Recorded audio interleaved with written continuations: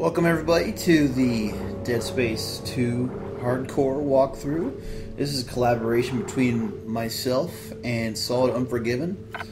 Solid Unforgiven is actually doing the gameplay, whereas I'm just commentating. We just got to the very first store that you encounter in Chapter 1. We are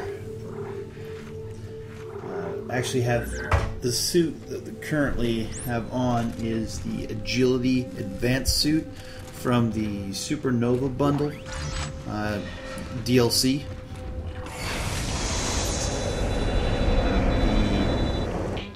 The weapon is the Agility Plasma Cutter. On hardcore mode, as you know, you only have 3 saves, and it gives you very limited health and ammo.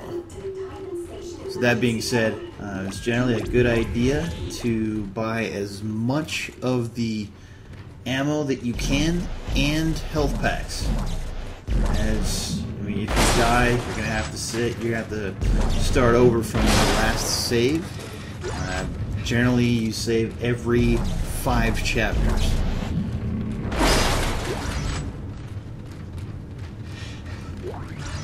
That being said, this is the first boss fight. Just getting everything ready to go before initiate the fight.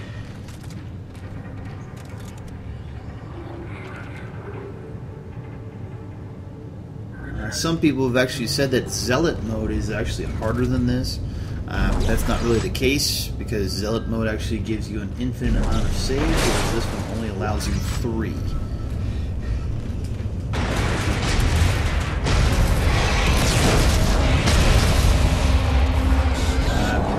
See in normal walkthroughs, this fight is pretty straightforward. Just stay out of his the shockwave that he creates from the ends, and stay out of his the radius of his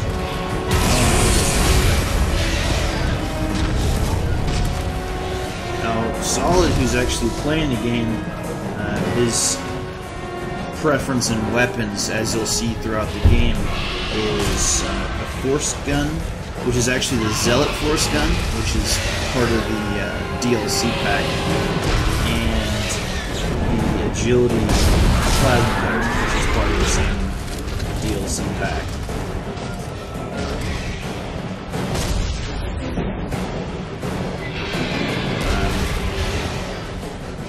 Generally, the people that you see doing walkthroughs of hardcore only choose 2 weapons throughout the game. That's to maximize the amount of slots that we look for ammo for those weapons, as well as any schematics they might find, and health packs. Of course, it does help for the occasional semiconductor that you might find.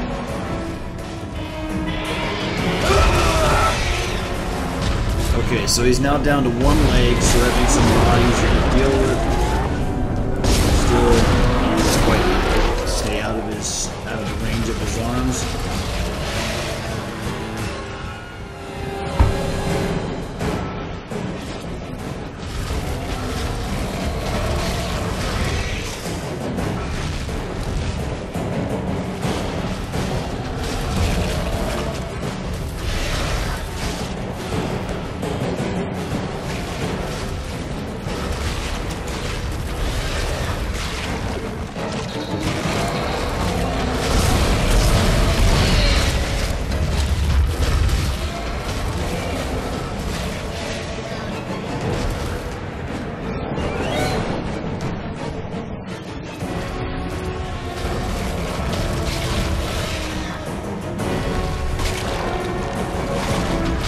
Solid's basically playing it very conservative in this fight, mainly because of the fact that he just doesn't want to die.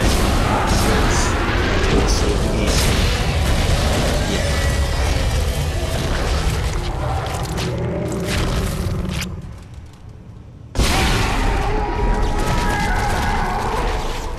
Alright, see, in this particularly want to get a gold semiconductor off. That's worth about 3K. Okay, the tram station is just beyond the apartment block. Hang on.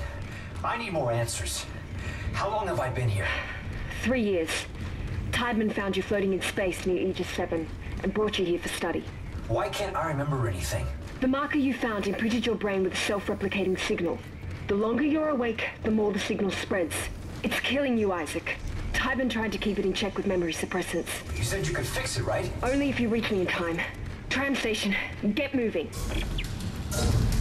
Okay, so now we're supposed to go to the train station.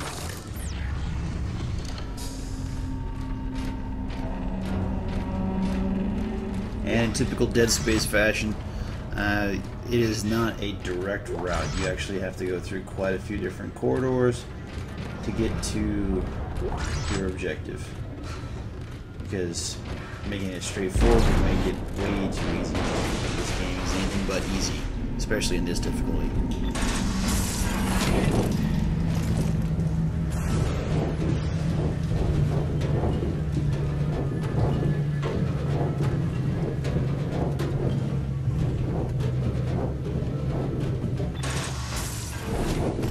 Chapter 2.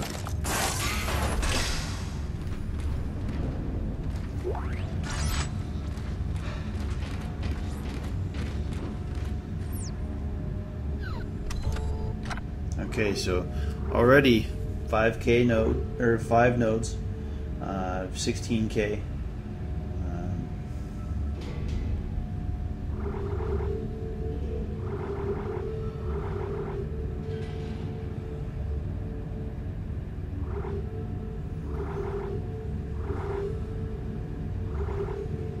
Okay, so at this point, since it's still pretty early in the game, the mobs usually don't give you that much ammo. The ones that they'll basically be giving off is the plasma cutter ammo. So just for a little while you'll see the plasma cutter predominantly being used. As the force gun ammo becomes more and more plentiful, then Saul's basically going to switch over to the Zealot force gun, which will become his primary. During the working on the bench, usually the usual thing you want to upgrade is your primary weapon, of course. The stasis module and rig being the most important of the three.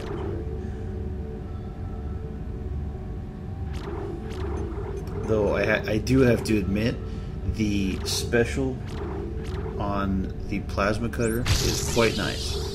It does flame damage to the necromorphs, which makes it very useful.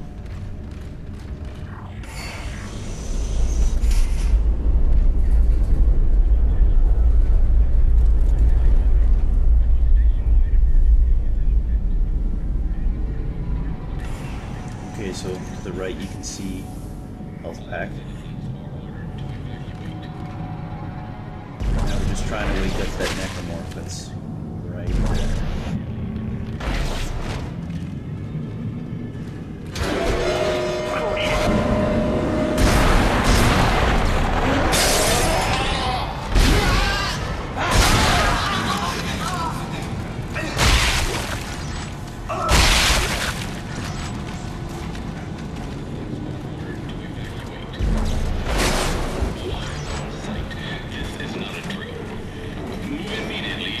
Okay, so now force gun ammo is starting to become more and more plentiful. So before long you'll see a switch. Attention, this is Director Tideman. A station-wide emergency is in effect. In accordance with Titan Station Civic Code. Okay, so this is one of the power node rooms. You usually find pretty good upgrades in here. So at least one semiconductor, we got some ammo, and some health pack or two. Usually when you come in here, it does require one power node, so always keep at least one on hand. Most of them will give you back that power node. Some of them really don't have that great of loot inside, so it's basically at your own discretion. That one just so happened to have a schematic.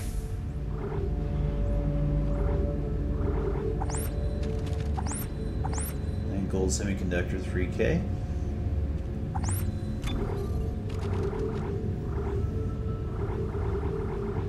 And it does help to know where all of the semiconductor, or the power node rooms are. So you can. This is Director Typhon. A station-wide emergency is in effect. In accordance with Station Civic Code, Okay, there's a power node right there. So right now, it looks like we're in the living quarters, making our way to the living quarters. So you're going to see a lot of activity from necromorphs and from hostages. People trying to get out of there, evacuees. Unfortunately, most don't make it out of here.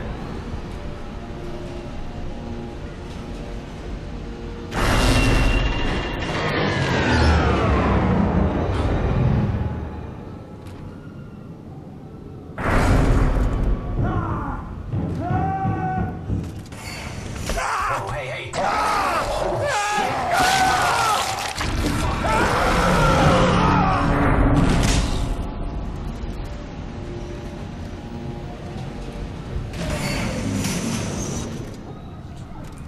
And there's Nolan Strawson. If you saw that, Isaac, that over was here. a necromorph running past him. Who are you? It's the drugs, Isaac. They gave us drugs to make us forget. But it's all coming. I don't know what you're talking about. Why are you calling me? Isaac! There's Leaper. Isaac, look out! The popular belief in the Dead Space universe is that the necromorph can actually tell when you're under the influence of a marker, hallucinations, etc. So they do not attack you. It's like they have some type of collective intelligence, in a way. That would mean that they have some type of hive mind, which right now they don't. They haven't reached critical mass yet.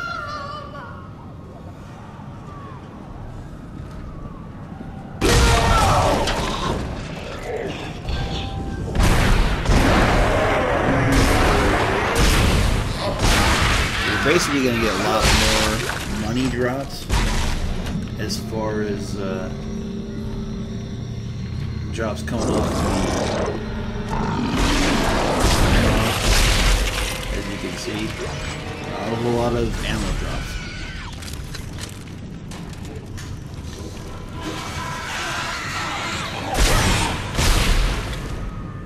That tells me that was one of the refugees running out of here earlier.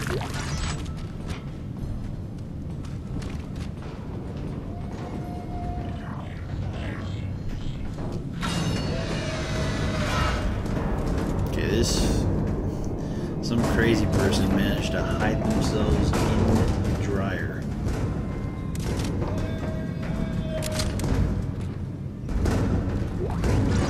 Alright, so once you head towards the door farthest out,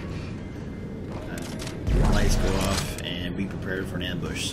So gotta find somewhere that you can stand that's gonna be like a natural choke point, so it funnels them down to you. In this room, unfortunately, the only place I could think of that would be there be either by the door or in the room with the washer dryer units. Attention, power grid failure. Grid rerouting. Stand by.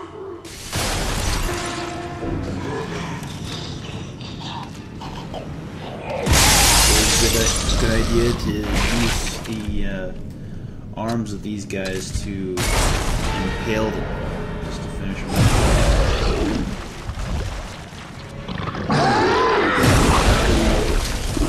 This actually just slows you down, doesn't do a lot of damage.